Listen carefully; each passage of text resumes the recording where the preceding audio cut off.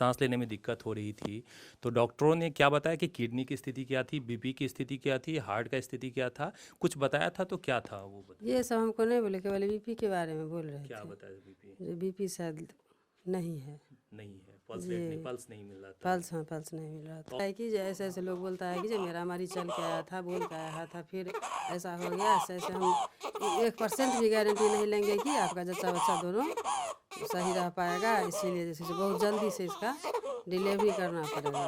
ये मेरा मतलब ये बताई थी डॉक्टर ने कि चांसेस कम है। हाँ ये बताई थी। डॉक्टर, तो आप थे वहाँ पे, कुछ ऑक्सीजन लेवल वगैरह बताया था क्या? ये नहीं बताए, बोले कि बहुत क्रिटिकल है, जो आप आगे स्विच कर सकते हैं। तो हम लोग बोले कि आगे स्विच करेंगे तो आप व्यवस्था ऐसा कुछ होगा तभी तो कर पाएंगे। तो बोले नहीं, जो पेशेंट आगे भी नहीं जा सकता है। जो ये हम बोले कि हमको पेशेंट दे दीजिए जो सुरक्षित करके। तो बोला जच्चा बच्चा कुछ का गारंटी नहीं लेंगे। अच्छा, यह खूबसूरत सी दिखने वाली युवती अब इस दुनिया में नहीं है तो बस उसकी यादें, जिसे वह छोड़कर गई है। युवती अपने पीछे एक नवजात और कुछ सवाल छोड़कर गई है, जिसके जवाब की तलाश हमें भी है। युवती का मौत प्रसव के दौरान हो गया। मौत के 2 महीने बाद परिजनों का आरोप है कि मौत डॉक्टर की लापरवाही की वजह से हुई है, लेकिन डॉक्टर इससे इनकार कर रही है। हमने दोनों ही पक्षों से बातचीत किया है और आपके जहन में उठ रहे सवालों को अपने तरीके से आपके समक्ष रखने का प्रयास किया है। पीड़ित माता पिता और पति का आरोप क्या है, डॉक्टर इरफत जमां का जवाब क्या है, आपके समक्ष रख रहा हूं। फैसला आपके ऊपर है। आखिर गुनाहगार कौन है? आखिर मासूम बच्चे का माता का साया उसके सर से छीनने वाला कौन है? जी, और सेकंड बार बीच में है और तीसरा बार 15 दिसंबर को। तीसरा यानी कि 8 7 15 7 दिनों के बाद ही कैजुअलिटी सामने आ गई। तीसरा बार में 15 दिसंबर को ही डेथ हुआ क्या? जी नहीं, तब 16 को हॉस्पिटल गई और 20 को डेथ हुआ। 16 को, यानी कि डिलीवरी से मात्र 8 दिन पहले गए। तो उससे पहले ट्रीटमेंट में कहीं पे ये लगा था कि इनका जो डिलीवरी है एबनॉर्मल है और उन्हें सिजेरियन की ज़रूरत है? नहीं, मैडम का कहना था तो सब कुछ ठीक है। नहीं, इससे पहले वाले डॉक्टर तो किसी से दिखाए होंगे कि नहीं दिखाए थे? जी नहीं, कोई सर्जन की कोई बात नहीं किए थे, दिखवाए थे। नॉर्मल जांच हो रहा था पहले? जी जी जी तो उसमें कहीं भी कोई जांच की बातें नहीं हुई? जी नहीं। और इनसे जो दिखाए थे, इन्होंने सिजेरियन का कुछ बात किया था? जी नहीं। तो कब बताया कि ये डायरेक्ट की सिजेरियन की ज़रूरत है? 15 तारीख को इनको जब माथा में दर्द था तो उस चीज़ को दिखाने के लिए हम गए हॉस्पिटल।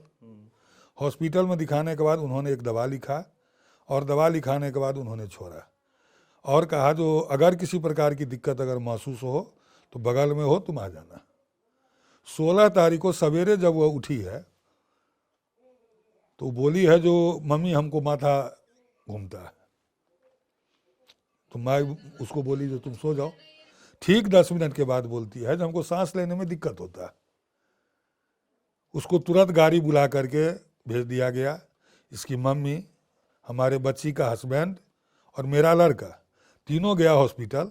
और हॉस्पिटल जाने के बाद डॉक्टर साहब ऑक्सीजन लगा दिए और ऑक्सीजन लगा देने के बाद बताए जो बच्चा और जच्चा दोनों की बचने की कोई संभावना नहीं है, 0% है।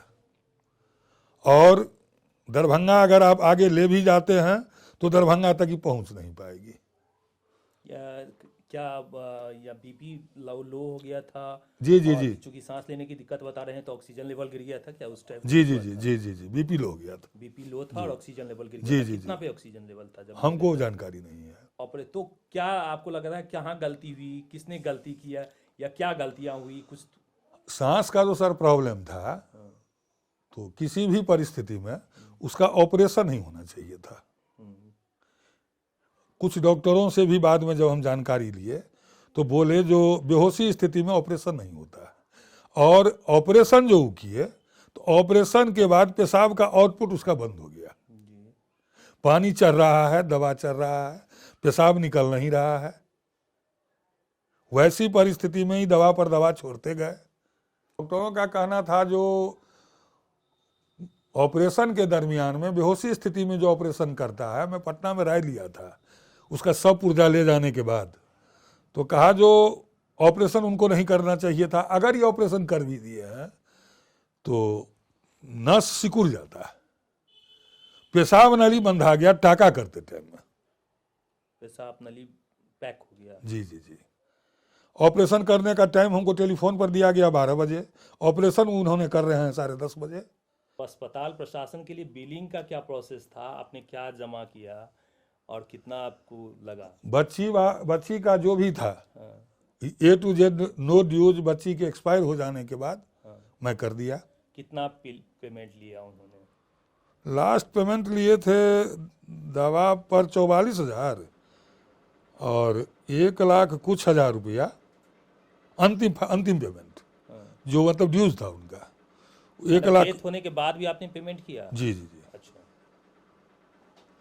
तो ये पेमेंट अस्पताल को आपने कैसे दिया? डेथ होने से पहले बिलिंग चूंकि वो कर दिए थे, आप बोले कि दे दीजिए तभी आपको मतलब नो ड्यूज देंगे, या जी फिर नहीं, जी अपनी स्वेच्छा से आपने नहीं, मैं अपनी स्वेच्छा से किया। स्वेच्छा से आपने नो ड्यूज करवाया, पेमेंट दे दिया? तो बिल का कोई इशू नहीं है उनके साथ? है बिल का इशू है, अभी भी है बिल का इशू? कुछ ड्यू है आपके ऊपर? बच्चे का। अच्छा, बच्चे का बिल अभी भी ड्यू है। तो दोनों के बीच में ये बिलिंग का भी कुछ विवाद आपका मान लिया जाए हम? मान लिया जा सकता है। और आपने कैजुअलिटी के बाद जो बताया कि ऑपरेशन में गलतियां की, तो इससे संबंधित आपने कोई एफआईआर वगैरह किया? FIR किया नहीं, अभी मैं जा रहा था SP साहब के यहाँ, उनके यहाँ आवेदन देने के बाद कारण थाना पर जब जानकारी लिए तो नकारात्मक उत्तर मिला। तब हम SP साहब के यहाँ गए तो वहाँ हुआ जो नहीं, सर से जा कर के पहले आप मिलिए, और जब टेलीफोनिक बात हुई तब हुआ जो नहीं एक आवेदन के साथ आइए, तो वही आवेदन लेके मैं अभी जा रहा था। यानी कि अब लगता है कि एफआईआर से ही आपके जो समस्याओं का समाधान है वो निकलेगा और आपको न्याय मिलेगा? जी जी। तो यदि यहाँ से नहीं होता है तो फिर कोर्ट भी एक माध्यम होता है। तो लगभग 1-1.5 महीने 2 महीने लगभग हो गए आपको, तो 2 महीने की लेट से प्रोसेस शुरू करने का कुछ कारण जान सकते हैं? जी, क्या कारण रहा, कितना लेट? 20 तारीख को बच्ची के एक्सपायर होने के बाद फिर मेरा लड़का जो वेंटिलेटर पर था, राम सिलाए मेरा नाती, दरभंगा से पूरा जानकारी लेने के बाद दरभंगा के कोई भी डॉक्टर जब रखने के लिए तैयार नहीं हुए, तब पटना से जब हमारी बात हुई विजय कुमार सिंह के माध्यम से दरभंगा, तो वहाँ एक श्रवण कुमार डॉक्टर हैं, दी बॉर्न केयर सेंटर, विजय बाबू को बताया कि आज पेशेंट को भेज दीजिए। 22 तारीख से हम प्रयासरत रहा, न मुझे 22 को बच्चा मिला, न मुझे 23 को बच्चा मिला, न 24 को भर दिन बच्चा मिला। जब मैं लास्ट में गुस्सा करके डॉक्टर साहब को बोल दिया जो मुझे बच्चे से कोई मतलब नहीं है, अभी के बाद मैं हॉस्पिटल पर नहीं जाऊंगा, वो सर थे पटना में, तब उन्होंने कहा जो नहीं गुस्साने की जरूरत नहीं है, सो आपका सब कुछ तैयार है हॉस्पिटल पर, आप जा करके बच्चा 9 बजे ले जाइए, वेंटिलेटर वाला गाड़ी की व्यवस्था कर लीजिए, डॉक्टर हॉस्पिटल से ले लीजिएगा, उसका फीस जमा कर दीजिएगा। 24 तारीख के रात में गए, 9 बजे का उन्होंने टाइम दिया था, वेंटिलेटर गाड़ी हमारी दरभंगा की लगी हुई थी, हमको 11:10 में पेशेंट मिला। तो अभी ठीक है पेशेंट? जी जी, नहीं लेट होने का मैं आपको कारण बता दे रहा हूँ। मैं उस बच्चा को लेकर के जब वहाँ गया तो बच्चा को भी रखने के लिए तैयार नहीं हुआ डॉक्टर, कारण बच्चा पूरा सुझा हुआ था, वेंटिलेटर पर था, और बोला जो इन्फेक्शन इतना ज़्यादा फैल गया है और 8 दिन 9 दिन वेंटिलेटर पर रह गया है, अब इस बच्चा को अगर बचाते भी हैं तो बोझ बन जाएगा आपके लिए। ये बात जबकि अश्विनी कुमार डॉक्टर साहब हैं मधुबनी, उन्होंने भी मुझे बताया था, लेकिन फिर भी हम कहे जो सर उसका देखेंगे बाद में, किसी तरह उसका इलाज कीजिए। इलाज करने के बाद 31 दिसंबर को श्रवण कुमार 24 को एडमिट करने के बाद 24 दिसंबर से 31 दिसंबर तक वो अपने पास रखे और इलाज करके हमको 31 को फ्री किए और 1 फरवरी को हम यहाँ आए। अभी ठीक है बच्चा? हाँ, बच्चा अभी ठीक है। आप लेके गए थे आप वहाँ पे बच्चिया को, तो ये बताइए ना कि सिचुएशन क्या था? चूँकि सांस लेने में दिक्कत हो रही थी, तो डॉक्टरों ने क्या बताया कि किडनी की स्थिति क्या थी, बीपी की स्थिति क्या थी, हार्ट का स्थिति क्या था, कुछ बताया था? तो क्या था वो बताइए। ये सब हमको नहीं बोले, केवल बीपी के बारे में बोल रहे क्या थे। बताया? बीपी शायद नहीं है, पल्स रेट नहीं, पल्स नहीं मिल रहा था। पल्स नहीं मिल रहा था। ऑक्सीजन लेवल, चूँकि सांस लेने में दिक्कत हो रही थी तो ऑक्सीजन लेवल कुछ बताया था? वो नहीं बताए थे, वो हम समझ भी नहीं पाए। ये गए ना यहाँ से तो चल के गई थी, बहुत अच्छा से गाड़ी से लेके गए, फिर गेट के पास से उतरी उस पर से, फिर अथी चल के गई थी अपना, वो इमरजेंसी में पूरा चल के गई, फिर बेड पे उसको सुलाया गया, फिर ऑक्सीजन लगाया गया, तब तक वो बोल रही थी। जब उसके ऑक्सीजन लग गया उसके बाद से हमको ऐसे ऐसे हाथ से ऐसे कि मम्मी तुम मतलब यहाँ बैठो, करीब 10 मिनट तक वैसे ही हमको वैसा इशारा की। उसके बाद से फिर हम लोग को चैम्बर में बुलाया गया, हमको मेरे दामाद जी को, और फिर डॉक्टर साहब वही बोले जो इनका स्थिति जो ऐसा है ना, जो ये कहीं जा भी नहीं सकती है, और ये सब के बारे में कुछ नहीं बोले कि पल्स रेट नहीं है कि बीपी नहीं या कुछ नहीं, वो तो हम अपना कुछ कुछ सुने इमरजेंसी में कि पल्स रेट नहीं है, वही हम थोड़ा बोले समझे, नहीं तो वो हमको नहीं कुछ बताए। सिर्फ इतना बतलाया कि जो ऐसे ऐसे लोग बोलता है कि जो मेरा हमारी चल के आया था, बोल के आया था, फिर ऐसा हो गया, ऐसे ऐसे हम 1% भी गारंटी नहीं लेंगे कि आपका जच्चा बच्चा दोनों सही रह पाएगा, इसीलिए जैसे बहुत जल्दी से इसका डिलीवरी करना पड़ेगा। ये कहीं जा भी नहीं सके, और मेरे ये थे नहीं, हम और दामाद जी थे, मेरा लड़का था। इसी पर हम लोग तो और बहुत ज़्यादा घबरा गए, हमको तो इतना रोना आ रहा था कि हम कुछ बोल नहीं पा रहे थे, इतना वो लोग बोले, और अपना वीडियो भी बना रहे थे। हम थोड़े ना देखे कि वीडियो बनाया, हम बोले जी मैडम तब जैसा आपको अच्छा लगे वैसा कर दीजिए। मेरा मतलब ये बताई थी डॉक्टर ने कि चांसेस कम है, हाँ ये बताई थी डॉक्टर अभी बताया। जी। चूँकि आरोप बहुत ज़्यादा गंभीर डॉक्टरों के ऊपर में लगाया है, तो हमें ये जानना ज़रूरी है कि जो आरोप लगाया है उसमें सत्यता क्या है। हालांकि वो डॉक्टर ज़्यादा स्पष्ट बता पाएंगे, किसी तीसरे डॉक्टर से भी हम कोशिश करेंगे जानने का। लेकिन जब हम 15 को गए थे ना, तो 15 को सिर्फ सर दर्द लेके गए थे, तो बोले कि आधा माथा हमको दर्द कर रहा है। उसी पर हम 15 तारीख को गए थे करीब 3 बजे में, तो वो जो है डोलो पारे को दवा टैबलेट लिखी, जो ये खा लीजिएगा और इससे ठीक हो जाएगा आपका सर दर्द। बस हम लोग वही दवा ले लिए और फिर आ गए। आने के बाद जो है ना, रात भर बहुत अच्छा खाना खाई, सोई, फिर सुबह में 6-7 बजे में बोली कि मेरा सांस फूल रहा है, सांस लेने में दिक्कत हो रही है, पर फिर ये गाड़ी किए, फिर हम लोग गए। तो आप थे वहाँ पे, कुछ ऑक्सीजन लेवल वगैरह बताया था क्या? ये नहीं बताया, बोले कि बहुत क्रिटिकल है, जो आप आगे स्विच कर सकते हैं।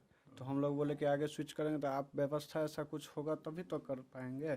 तो बोले नहीं, जो पेशेंट आगे भी नहीं जा सकता है, जो ये हम बोले कि हमको पेशेंट दे दीजिए जो सुरक्षित करके, तो बोला जच्चा बच्चा कुछ का गारंटी नहीं लेंगे। अच्छा, चूँकि ये ट्रीटमेंट बहुत लेट से रामशिला में हुआ है, जो पहले वहाँ अनु सिन्हा से वही मैं पूछ रहा था कि वहाँ पे जो ट्रीटमेंट हुआ था, वहाँ में पेशेंट का कुछ हार्ट से ट्रबल या किडनी से या बीपी से या एक्लम्सिया से कुछ था? नहीं एकदम बिल्कुल नॉर्मल थी, वहाँ पे नॉर्मल, बिल्कुल नॉर्मल, सारे क्रिटिकली यहीं पे आने के बाद हुआ। जरूर सारे। वो भी 15 तारीख को कुछ नहीं बोले कि ये इनका कोई थी है, सब बच्चा का वेट पूछे तो 2 किलो 900 बोले थे, जिनका 2 किलो 100-200 बच्चा का भी वेट हुआ है। केवल बोले क्या कि गला में नाल फंसा हुआ है, इसीलिए। तो वो जो अल्ट्रासाउंड हुआ होगा वो है क्या? हाँ सब कुछ है ना, उसमें 2 किलो वेट दिखा रहा है। उसमें बताया गया था 2 किलो नहीं, वो अल्ट्रासाउंड में जिक्र है या दिखाया गया है ना, चूँकि अल्ट्रासाउंड में रिपोर्ट में होता है, वेट होता है। हाँ तो वेट है 2 किलो 800 कुछ कि 900 हुआ, यहाँ पे जैसे 2 किलो 200 वेट हुआ है। तो एक दिन बस नाल के बारे में बोले थे कि थोड़ा नाल फंसा हुआ है। बाद बाकी यहाँ और कहीं डॉक्टर से दिखाए थे तो बोले कि उनका 6 के बाद जो 7 चला तभी से उनको सूजन, इन्फेक्शन, ये सब कुछ है। लेकिन ये मैडम कुछ नहीं बोली कि ऐसा कुछ है, केवल नाल के बारे में। वो 15 को बोले कि नाल फंसा हुआ है गला में। और कब लगा कि बहुत ज़्यादा सीरियस हो गया? शुरुआत से, जब ऑपरेशन हुआ उसी टाइम से या ऑपरेशन के बाद से? ऑपरेशन हम लोग देखे कहाँ, 16 को जो हम लोग गए यहाँ से 8 बजे 7 बजे गए, तो 7 बजे मुश्किल से आधा घंटा इमरजेंसी में रखे, तब तक हम उसमें थे।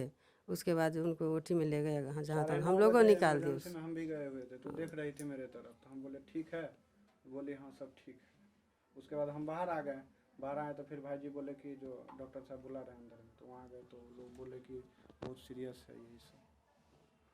चलिए, बहुत सारे सवालों के जवाब तलाशने की प्रयास जरूर करेंगे, लेकिन कैजुअलिटी जब भी होती है तो उसको जो शब्दों में है, निश्चित रूप से बहुत ज़्यादा व्याख्यान करना मुनासिब नहीं है। हम तो नहीं कर सकते हैं, बहुत सारे ज्ञानी आदमी यदि करते होंगे तो करते होंगे, लेकिन हम शब्दों में मौत की व्याख्या नहीं कर पाएंगे, क्योंकि उसके प्रति सिर्फ संवेदना हो सकती है, उसके प्रति जो है एक दुनिया छोड़ने के बाद जो उनकी मायूसी है वो रह सकती है, बाकी कुछ नहीं। लेकिन हम जरूर इस प्रश्नों के तलाश करने की कोशिश करेंगे कि आखिर इस तरह की घटनाएं क्यों हुई और आगे नहीं हो, इस पर क्या कदम होने चाहिए, इसकी तलाश करेंगे।